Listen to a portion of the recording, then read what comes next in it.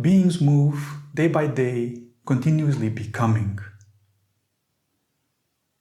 in a state of always becoming someone. Not being, but being someone. Do you see the difference? The essence of Atiyoga and the essence of Buddhism is to wake up from the state of delusion, to realize the true nature of ourselves and reality.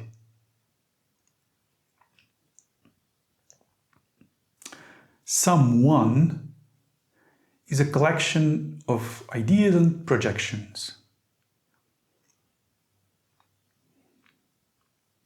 Name and form. What is it that arises as the mind and looks out into the world? Sentient beings suffer because of not knowing this authentic nature.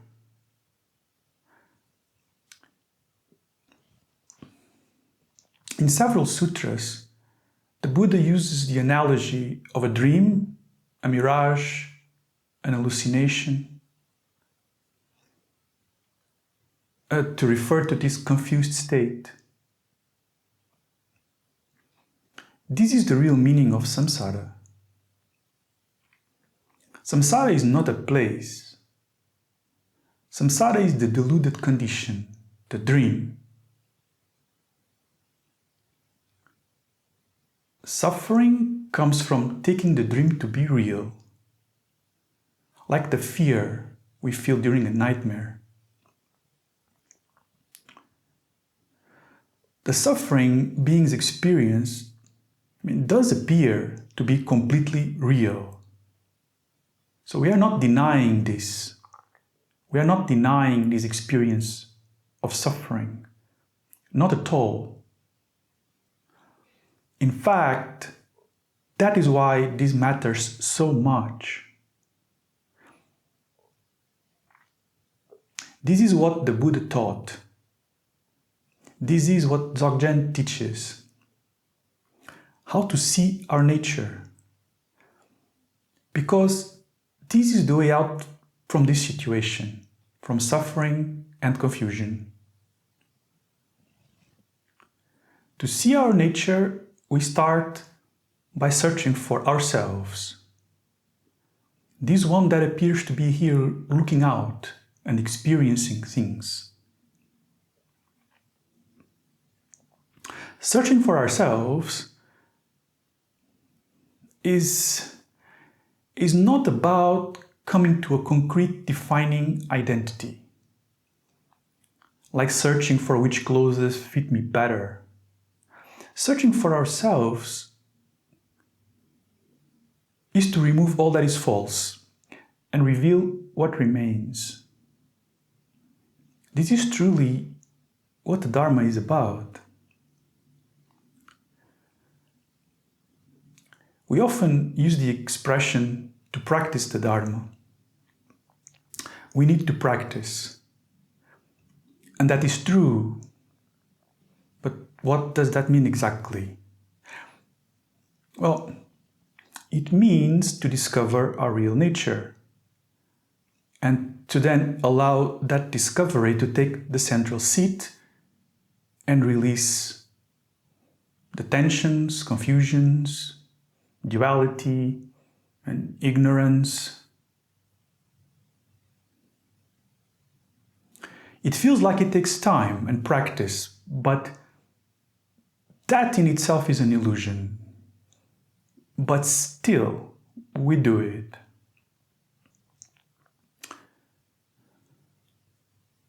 In other videos, I explored this topic of effort or no effort, the illusion of something to achieve, because this is a subtle topic. Normally, we make ourselves tired day after day, week after week, trying to be something, trying to hold on to ourselves, trying to find peace and happiness by moving the furniture around. What do I mean by that? Moving the things in the world around us. Trying to get something extra or change something inside ourselves, to change our thoughts and feelings, to be someone else, or to be more of something, more spiritual perhaps. And then there is struggle. The struggle that comes from that. The struggle with our thoughts and feelings, and the struggle with the world also, because the world is not as I want it to be, or my life is not what I want it to be. You see, it's the entire construction. All of this is a construction. We are constantly feeling like we need to find something, that something is missing. What is missing?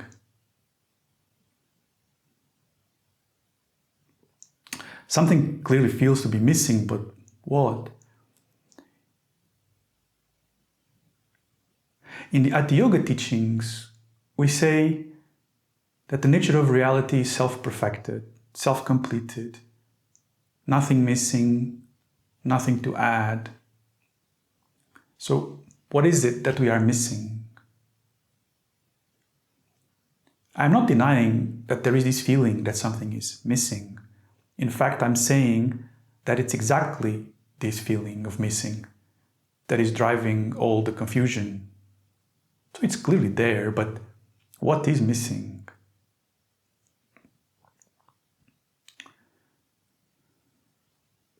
So sometimes an idea appears in our minds. Oh, if I do this or change that, then that would be great. And we get a little enthusiastic and get busy trying that, like putting on a new hat. But what happens? We are getting older, and what is it that really changes? You see, there is no end to that project. We spend our lives rearranging the furniture, but we never go outside the house. Even so much of spirituality is becoming all about this identity, about me, better me, more spiritual me, the me with more mantras, the me that has studied more books, the me that has joined the most altruistic projects, etc., etc. You get the idea. And yet, this little voice inside that is holding on for dear life, this hungry self that never has enough, this restlessness, that's still the same.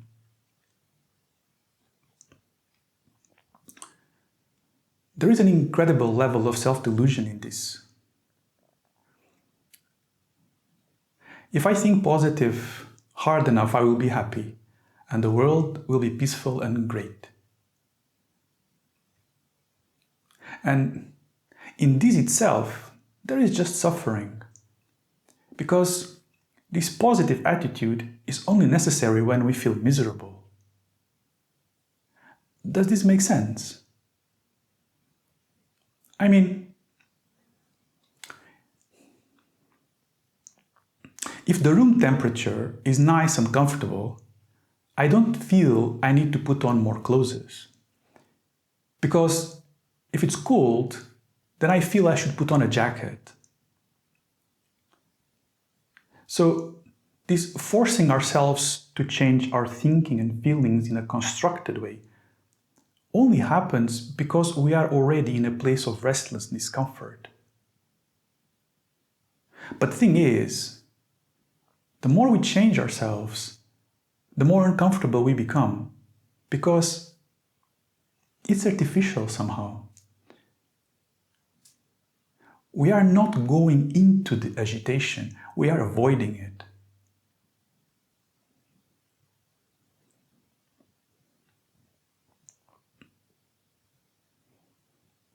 So the point is, freezing ourselves into some idea of ourselves, an identity, being somebody, is a waste of energy, and it only creates more tension. It's a waste of energy because it's like trying to hold a sandcastle together over time. It just doesn't work. The self has no solidity, it cannot stand on its own. And it only creates tension because this identity is constantly in a state of tension with the world around us. By that, I mean that this identity, this personhood, is built based on our ideas, education, conditionings, hopes, fears, desires, projections. And it lives only in our heads. And yet, it has to relate to an ever-changing flux of circumstances that are always manifesting around us, while still trying to keep its fragile integrity. So we develop all kinds of inner strategies to hold ourselves together. We even use these as an expression. Hold yourself together now. Don't break apart. So there are many strategies. We repeat to ourselves stories about who we are again and again. We search for other people to tell them who we are so that they can reflect back to us and confirm that indeed it's true. That's who we are. Of course, we get into problems if they don't agree. But we avoid those people. Another strategy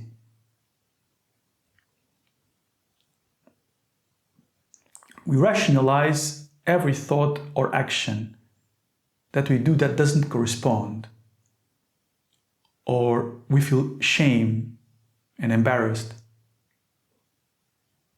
We try to get approval from others that we think represent the kind of person we want to be. But all of this is artificial somehow. It's not genuine. It's like the entire life becomes a selfie moment. This is exhausting. And it only makes us more restless, more discontent. Okay, so contentment. Let me take this one for a moment because it's related. Contentment is a form of wisdom, actually. And also, it has a natural, open, and relaxed quality to it. So it's a very good place to sit in.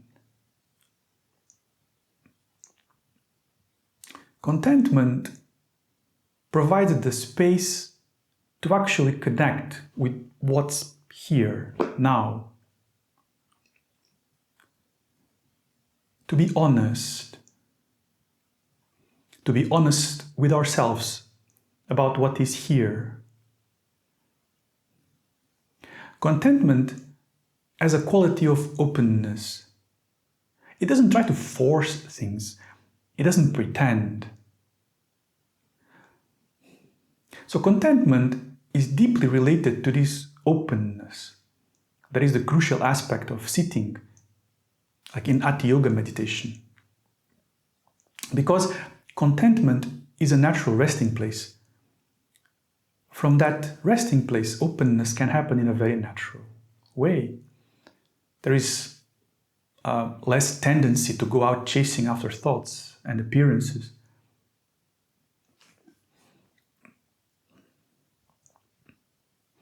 Okay, so what to do about this identity? Nothing. Perhaps if we just drop it, like an old broken pair of shoes, just let it go, walk bare feet. That means simply that what arises is a natural responsiveness. It's not artificial. A fluid and natural responsiveness. It's in accordance with the natural state. A rigid and constructed identity, it's not. It is just more tension and suffering. Even if it looks all super positive, like on the outside, it's a fake facade. It is struggle, and struggle is violence. It never turns out well.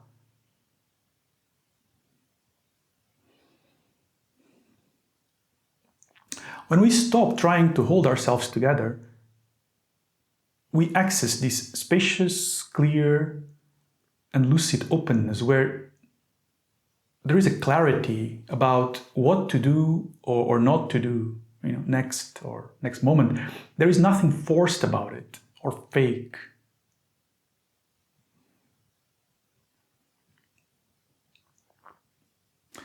So searching for ourselves starts by looking at our own mind.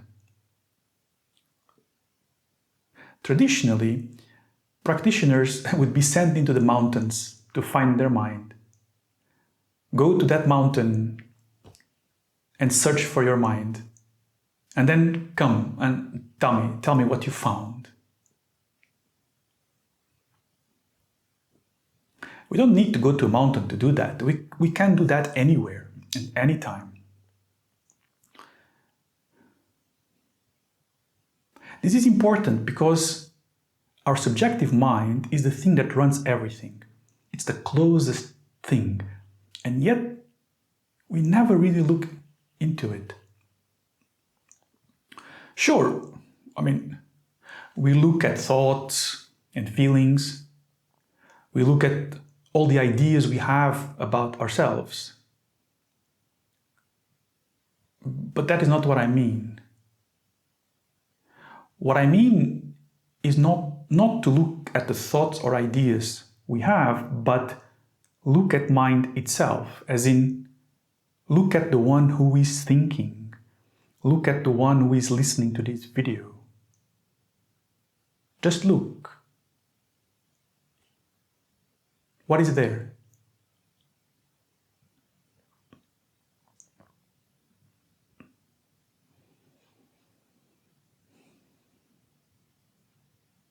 This is the meaning of looking at ourselves. At first, for some people, this may feel uncomfortable, like a feeling of angst that arises, almost like a fear of sorts. But why worry? If we understand the Dharma, we already know that self is an illusion. Is it not better to find the truth? What is behind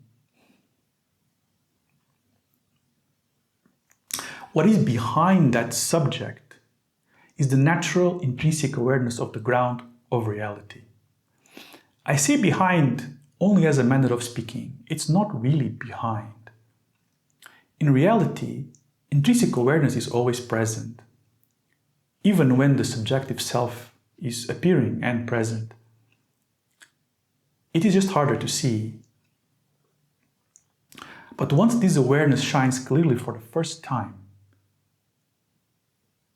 then it cannot be unseen.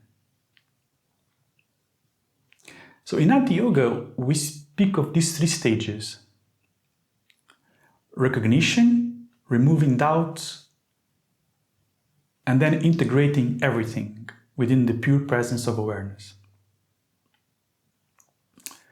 It feels like a process, but that is only from the side of the relative subject. in reality, nothing ever appeared. Nothing ever happened. There was never any samsara and there is no nirvana. Nothing is ever happening. It only appears to. Just like something that happens in a dream. If you dream of some event, when you wake up, what happened? Nothing happened. Searching for ourselves is discovering that it never came to be. Beyond birth, beyond death, beyond arising, beyond cessation. That is what the Buddha taught. This is what Atiyoga teaches us to discover. But once again, there is really nothing to discover and nobody to discover. And yet, by searching, this is discovered.